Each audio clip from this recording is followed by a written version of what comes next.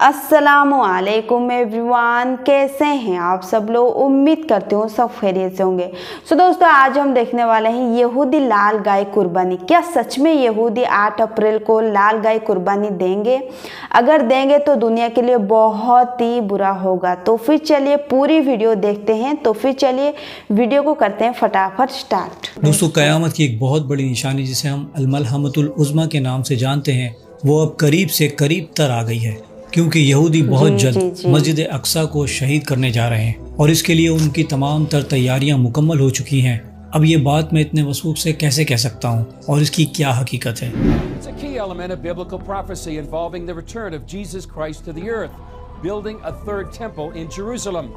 Now there's a movement in Israel to make it happen.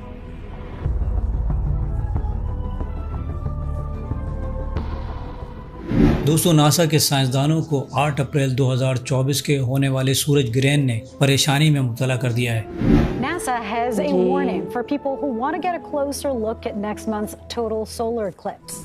और साइंसदानों का ये कहना है कि ये बहुत ही एक रेयर इवेंट है जो होने वाला है। और दोस्तों, इस सूरज ग्रहण का यहूदियों की लाल बच्चिया की कुर्बानी से बहुत गहरा ताल्लुक है, जिसके बारे में आगे चलकर आपको तफसील से बताऊंगा। जबकि नासा के साइंसदानों का ये मानना है कि 8 अप्रैल 2024 को जब सूरज ग्रहण होगा तो एक दुमदार सितारा भी उसके साथ जाहिर होगा, जिसे उन्होंने डेविल कॉमिक का नाम दिया है, यानी शैतान के सिंगों वाला दुमदार सितारा। और ये दुमदार सितारा इस साल 8 अप्रैल 2024 के सूरज ग्रहण के बाद 21 अप्रैल तक ज़मीन पर इंसान अपनी खुली आंखों से देख सकेंगे। और ये शैतानी सिंगों वाला दुमदार सितारा ज़मीन के पास से गुजरेगा, जबकि कुछ साइंसदानों का ये मानना है कि ये सितारा सीधा ज़मीन से ही आकर टकरा जाएगा। और इस बात के 79% चांसेस है कि ये दुमदार सितारा ज़मीन से टकरा सकता है। और इस दुमदार सितारे का साइज़ माउंट एवरेस्ट के साइज़ से भी 3 गुना ज़्यादा है, जो कि अगर ज़मीन से टकरा गया तो ये बिल्कुल वैसा ही इवेंट होगा कि जिसके टकराने से डायनासोर भी इस ज़मीन पर ख़त्म हो गए थे। अब दोस्तों, इसराइल और फ़लस्तीन की जंग 7 अक्टूबर 2023 को शुरू हुई थी और बिल्कुल 7 दिन बाद 14 अक्टूबर 2023 को भी एक सूरज ग्रहण हुआ था। और 8 अक्टूबर 2024 को होने वाला सूरज ग्रहण और 21 अप्रैल तक डेविल कॉमिक भी नज़र आ जाएगा, जिसके बारे में यहूद व नसारा पहले से ही जानते थे। इनफैक्ट दुमदार सितारे के बारे में तो 1 साल पहले ही इन्हें मालूम हो गया था। यानी फ़लस्तीन के मासूम बच्चों और औरतों की शहादत इन्हें अपने अजीम रस्म के लिए मतलूब थी, जिसे वो रेड हेफर सेक्रीफाइस यानी लाल गाय की कुर्बानी कहते हैं, जिसकी तैयारी बिल्कुल इनकी प्लानिंग के मुताबिक जारी है। और 2024 में वो वक्त आन पहुंचा है कि जब निशानियों के मुताबिक सूरज ग्रहण के साथ एक दुमदार सितारा जाहिर होगा। और यहूदियों के मुताबिक ये ही वो वक्त है कि जब इनकी लाल गायों की कुर्बानी जबल जैतून पर अदा की जाएगी। और इन लाल गायों की कुर्बानी के बाद उन्हें जलाकर उनकी राख से मस्जिद अक्सा के कंपाउंड, जिसे ये टेम्पल माउंट कहते हैं, उस राख से इस जगह को पाक किया जाएगा। फिर उसके बाद वो मस्जिद अक्सा और सुनहरे गुंबद को शहीद करके उसकी जगह अपना थर्ड टेम्पल यानी हैकल सुलेमानी तामीर करेंगे।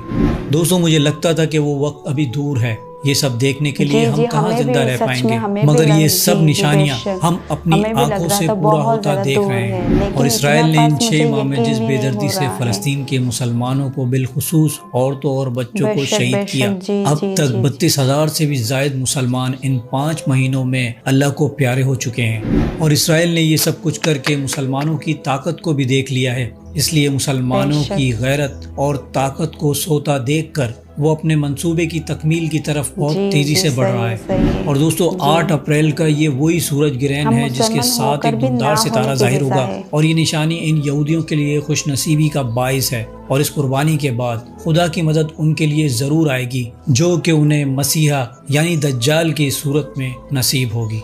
दोस्तों, यहूदी सालों से इस गाय को तलाश कर रहे थे। आपने अगर सूरह बकरा में एक गाय का किस्सा पढ़ा हो तो आप जानते होंगे कि जिस गाय को कुर्बान करने का बनी इसराइल को हुक्म दिया गया था, इसकी क्या खुसूसियात थीं। अब यहूदी बड़े अरसे से ऐसी ही खुसूसियत वाली गाय की तलाश कर रहे थे और 2022 में अमरीकी रियासत टेक्सास में उन्हें वो तमाम खुसूसियत वाली गायें मिल गईं जिन्हें वो तलाश कर रहे थे। इन 5 गायों को फ़लस्तीन पहुँचाया गया और उनकी लोकेशन खुफिया रखी गई।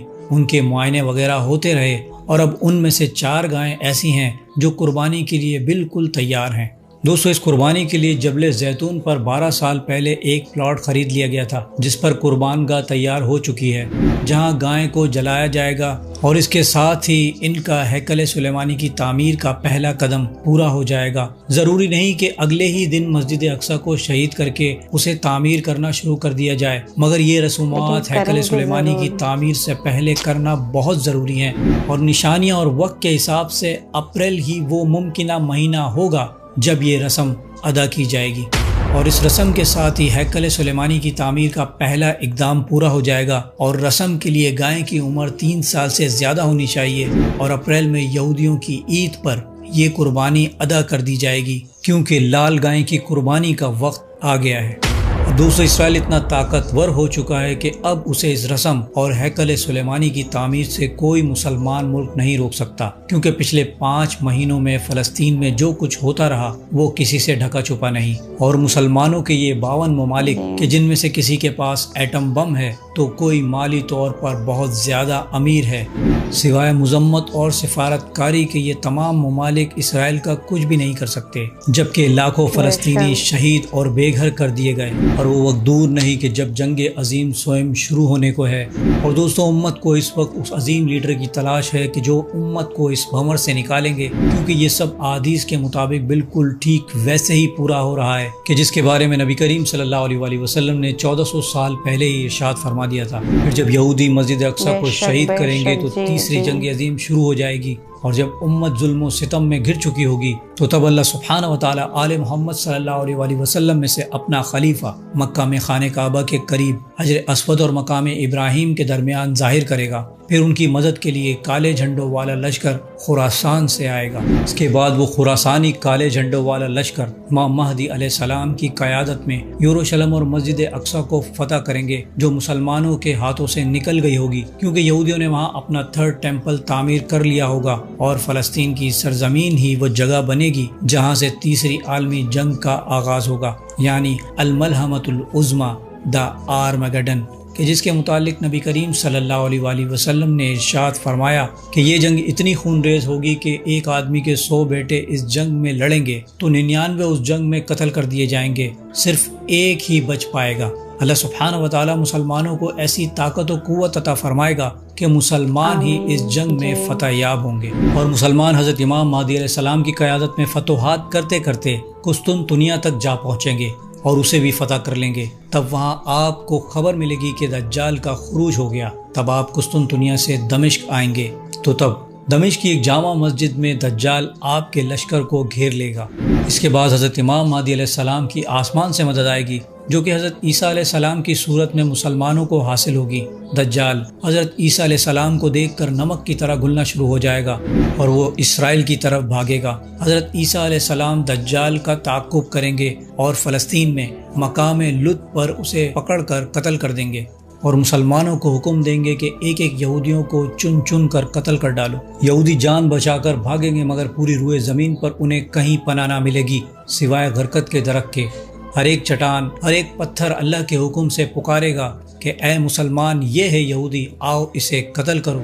دجال اور یہودیوں کے خاتمے کے بعد حضرت عیسیٰ علیہ السلام پوری دنیا میں دین اسلام کو نافذ فرما دیں گے، اور پھر ایک طویل عرصے تک مسلمان امن و سکون سے اس روئے زمین پر اپنی زندگی گزاریں گے۔